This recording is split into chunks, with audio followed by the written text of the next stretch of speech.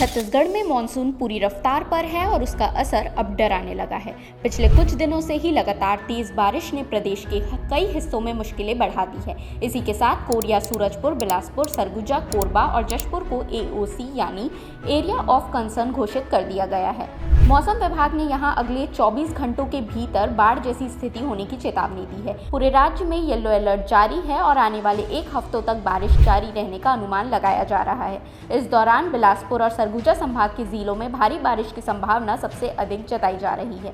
बारिश का कहर इतना बढ़ गया है कि अलग अलग घटनाएं सामने आ रही है, जैसे तेज बहाव में बह गया बस्तर में कोरापुट किरुंदल रेल लाइन पर भूस्खलन हुआ है। रायगढ़ में हालत और ज्यादा खराब है। दुर्ग विहार कॉलोनी, विनोबा नगर समेत कई निचले इलाकों में घरों में पानी घुस गया है और सड़कों पर घुटनों तक पानी भर गया है। वहीं आपको बता दें, कोरबा के चिमनी भट्टा इलाके में एक घर का बाथरूम गिर गया। गनीमत रही कि परिवार बाल बाल बच गया। बलरामपुर के सेंदूर नदी में एक कोटवार बह गया, जिसकी तलाश में पुलिस जुटी हुई है। वहीं 2 दिन पहले एक महिला और उसके बेटे की मौत नाले में बहने से हो गई।